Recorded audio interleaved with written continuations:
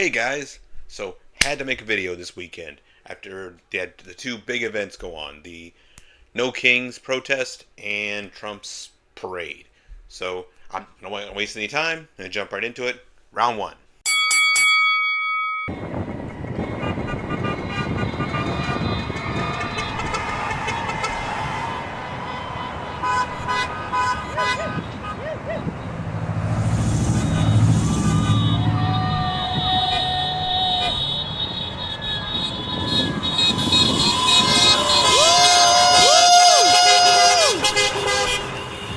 So obviously I was at the protest. It was a huge crowd in St. Peters. Those of you who don't know, I live in St. Peters, Missouri. It tends to be a purple to red district, and we had fantastic turnout on this. So there were at least 1,000 people out there. The energy was fantastic. And really, despite everyone being there to protest the government's unlawful policies, the energy was very positive. It was very uplifting to feel the sense of camaraderie and united purpose with all the people there.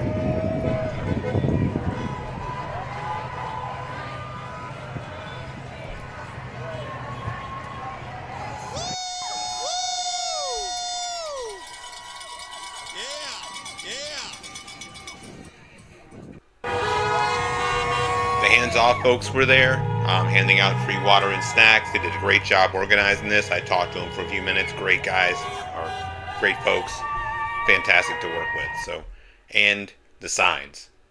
I'll just leave these here. So, fantastic signs, good sign game that the folks at St. Peter's had.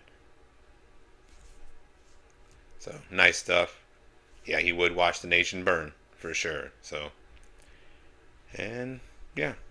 Once again, no notes. Yes, that's hilarious. That's hilarious. These are ironic. These ladies were just right down from where me and my wife were protesting, so I had to get a quick look at their signs. Thank you guys so much.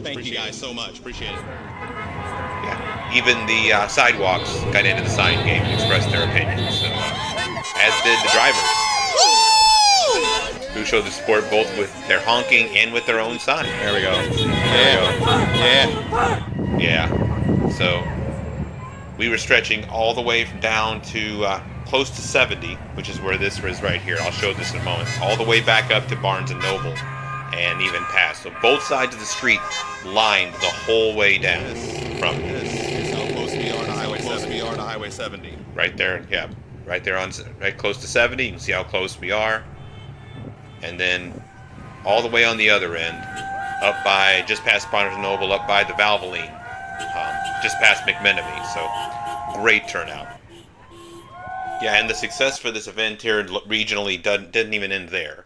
So there were, besides having the fantastic event in St. Peters, besides there being the great success with the local protest there in St. Peters, we also had success with other protests across the state. So there were over 1,000 people protesting in front of the Capitol building in Jefferson City. Besides that, the information that I have is that there were literally about 10,000 people downtown. There were also 500 people in Rolla. Baldwin had over 2,000 people, as I got that information from my normal partner in crime on this channel, Jenna, who was a legal observer down in Baldwin. So great turnout all over Missouri. People were just fired up for this. This was a uniting message, a uniting event for a lot of people. Not just in Missouri, but definitely in Missouri. In fact, Kansas City, according to their local TV station, had 17,000 people that attended the protest there. So, fantastic event. Went really well. Organizers couldn't have done a better job getting people informed, getting them out the door. It was great to see, great vibes.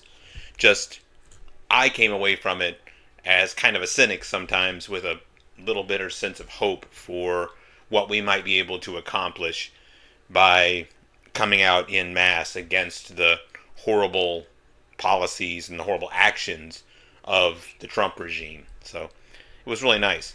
I do, though, want to just caveat the whole experience with one thing before I move on to round two. So What I didn't see was the local Democrats doing anything at all to promote or show their presence during this protest. Beforehand, I didn't get any emails from them, or newsletters, or texts, or communications of any kind.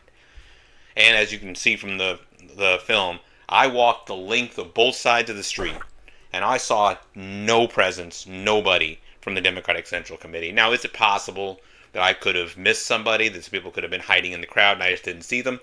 Yeah, sure. But whoever they weren't making their affiliation known, or even,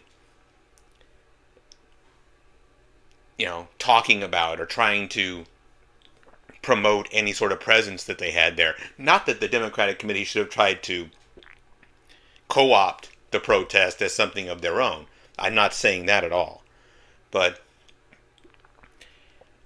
and I did see right at the end, towards a few, maybe 10, 15 minutes before my wife and I left, I did see one former candidate, a lady named Bethany Mann, who I knew from whenever I was my time with the committee a while back, who ran for Senate. And she did seem to be trying to connect with some of the protesters, but it was pretty clear that she was alone and not necessarily there on behalf of the party. I don't really think that was part of her message at all. Um, and I don't take any pleasure in saying this, but I just think that it shows that maybe the Dems there are just not interested in being community leaders. I mean, they say that, but if they aren't out there presenting themselves as a vehicle for change, what's the point? I mean, without local leaders attached to the movement showing that they are with the protesters and they really believe in the cause and making that public, then this feels like just a release valve for those of us who are fed up instead of a path out of the mess. And if any of my friends in the St. Charles Dems are listening to this, I'm going to play it straight. You got to get it together. The time for this is now. The opportunity is now. The people are ready. And so you have to ask yourselves, are you? Because it won't be any greater momentum to try to make real change than what we have going right now. I felt it in those crowds on Saturday. I was feeling it myself, and I felt it in them. If you're not going to take advantage of it, if you're not going to be the way that we make change, then I guess you're just going to have to step out of the way and let somebody else do it, or it's just not going to happen. That's my 2 cents. Round two. So, obviously, Missouri was not the only place where these protests were going on. There were 2,000 protests going on across the country. This is now, as of now, the single biggest set of protests in American history. That's including the Women's March back in 2018. Over 5 million, and it could be more than that. That's a conservative estimate. Over 5 million attended this protest across country. That's over 1% of the U.S. population that was at a protest on Saturday. You can't get 1% of the population to do much of anything all at the same time in this country, especially in a bunch of different spots getting together. This was amazing. And so I want to go through a little bit of some of the photos, some of the information about the protests. So they were coming out in Texas. This is from Dallas, Austin, more Austin, up in Connecticut, in Hartford. We had tons of people out there showing their support, even in the obviously not fantastic weather they were having. You can see these folks in their rain gear. They talk about here in Missouri in this article. And there they are with the arch in the background. It was just, yeah. So Washington State and Seattle. I mean, West Coast. You can imagine California. Look at that row, that line of people out there, and that's San Francisco. That's not even L.A. where all the other protests have been going on all this time over the last years. Look at this. This is iconic. This on the people on the San Francisco beach. This is something that could end up like in history books and being taught in classes for generations. These people, this kind of an image is just stirring and sticks with you. LA, obviously. Demonstrators with a gigantic "We the People," gigantic constitution. Yeah. Tennessee, obviously, deeply red state, although Nashville is much more blue. Georgia, in Atlanta, cops obviously have maybe having some interactions with the protesters, but you get my point. Um, the protests, and this is from The Guardian, protests dubbed No Kings took place about 2,100 sites nationwide from big cities to small towns. A coalition of more than 100 groups joined together to plan the protests. The organizers estimated the day's events drew millions of people, with hundreds still underway in all 50 states and some cities abroad. Yeah, this was an international movement, by the way. There were um, all over the United Kingdom and other parts of the world. There were um, adjacent protests in this same vein. The protest in New York had over 200,000 people just there, and there were 100,000 people in Philadelphia. Crazy. Just, I mean, that's that many people coming out for this. Could you even have imagined before that this would be a thing? That this would have this many people coming out for this cause? It's crazy. Although, disappointingly, I also looked it up, and the Democrats at the local level were not much better than barely better than the ones at the local level. I mean, the only example I could find of a Democrat at the national level speaking or publicly being at one of these protests was Jamie Raskin. He was at the protest in Philly, but I couldn't find anyone else who spoke out in support of the protests, and especially not before. I think there might be a few social media pieces afterwards, but what I've seen are stories saying that the Democrats at the national level might have actually been scared of being tied to the protests by the media in case there was violence, because they're still gun shy about the way that the right smeared the BLM protests as being a bunch of riots. If that really is the reason why they decided not to come out and support the protests, that's just a whole nother level of cowardice. I mean, it's completely lacking in principles. It shows that they're just empty vessels, that they don't really have any principles, and that if they come out after these protests and talk about how much they supported what happened there, then they're just, seeing which way the wind's blowing and then following that. And that, again, I don't want to say that. I would love to be able to look at the Democratic Party as a way for us to make persistent change. But they're just not showing any balls right now. And outside of, as I've mentioned in previous shows, outside of like AOC, Bernie, who's not even technically a Democrat, there's a few others. Jamie Raskin's one of them. Young guy. No, I'm sorry, Maxwell Frost. That's the guy I'm talking about. Really, really young, 25, 26 years old, something like that. Those guys are sticking their necks out. But even, yeah, unless I missed it, I haven't seen any of them come out in favor of these. And I wonder if that was the DNC, the party itself saying, hey, keep your distance until we see how these go. You know what I mean? Just so that the right doesn't get some kind of a soundbite that they're going to try to use later. But again, if you're only going to commit to the movement after the movement has started gaining popularity until you see what it's got going, then you're not a leader. You're a follower at that point. These groups that started these protests, that put them together, that are pushing them, the people that have come out in support of them and that have come out to the rallies, to the protests, they're the leaders in this movement. And don't get me wrong, a lot of these politicians are going to try to jump in front of that wave and try to take some of that energy for themselves. And I'm going to be hard pressed to give it to them. Because if they can't be there whenever the movement is getting started, then they don't deserve to be a leader in the movement later. Again, I'm not trying to say we don't work with people and find the best way to get things done. But man, that just straight up pisses me off. To hear that we came out and gave all this energy, and I can't find anybody in our supposed leadership, our representatives, that were willing ahead of time to back us up. So anyway, I know that's kind of negative, so let me end this on a little lighter note. Round 3. Okay, and I didn't think this would actually be a lighter note.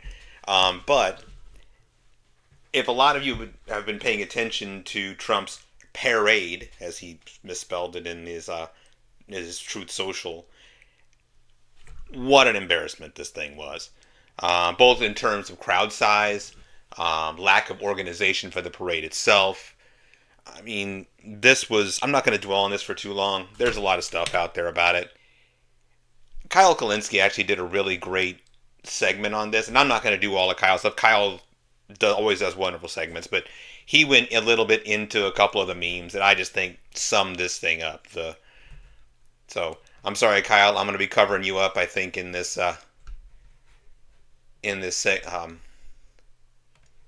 yeah, well, maybe not completely. We'll see. We'll still see a little bit of Kyle's white hair there as I'm going through this. But yeah, go ahead and tell them about these, Kyle.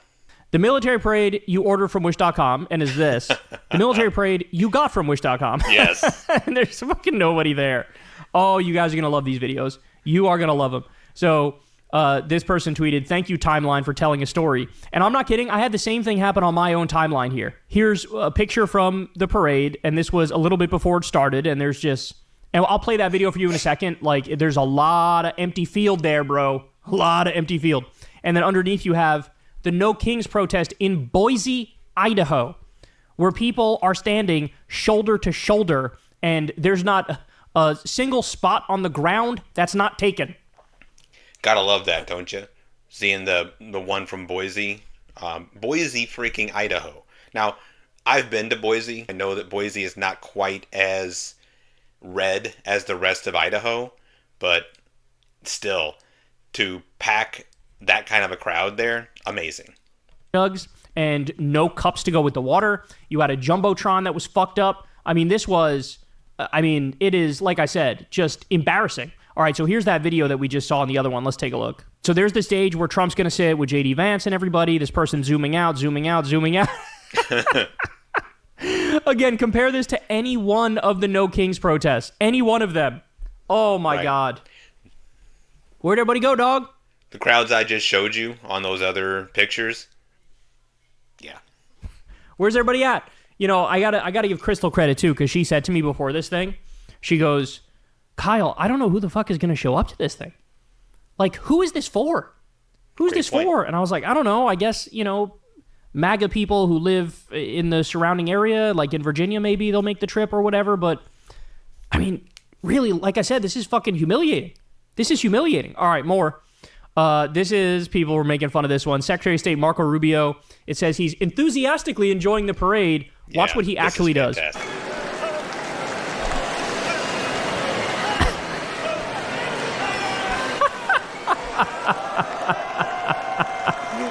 Yawning, they all look bored out of their minds. So check this out, too. Ready? Oh, this person says, "This is genuinely humiliating to see." Ready? Rolling through Constitution Avenue, this old-ass tank. Watch and look at the bleachers and also listen.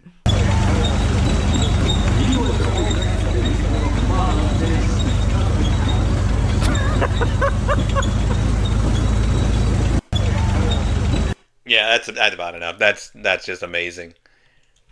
That's just stunning. That's not even all the stuff. The soldiers weren't even really marching. The majority of them, they were just kind of just walking in basically just a mass that was roughly in line, but they weren't marching. Like if you go and watch these North Korean parades, the Chinese, military parades, where they're just like chung chung chung chung chung chung, everybody stepping just exactly in sync, and they're turning their heads exactly the right angle, and they are looking at all powerful leader or whatever. It's like that was not what this was. These guys were just kind of moseying at a decent pace all down the street in a group. There was even one guy, you have to see this, you have to look it up, who was, instead of flying the drone that he was supposed to be representing in the parade, he was holding it like some 7-year-old flying the Millennium Falcon or some toy spaceship or something. Like he was just holding it up. Oh, this was embarrassing, not just for Trump, but honestly, if I had any support for the current American regime and weren't taking so much schadenfreude and how bad this looked for Trump and the current administration, I would feel embarrassed for how it makes America look that this parade was what it was. So, anyway, one other note, they actually played during the parade. If anybody out there knows the Creedence Clearwater Revival song Fortunate Son, which is about like rich guys dodging the draft. And they played that in front of, unironically, in front of President Bonespurs. So, I mean, you just gotta love how this turned out. Definitely not some North Korean level propaganda piece. Not even well attended. Just a vapid, empty display of bravado. Exactly like Trump. Hey guys, if you liked that video, please like and subscribe, leave a comment. Doesn't cost you anything and it really helps the channel out. We appreciate it. We'll see you next time. Keep fighting.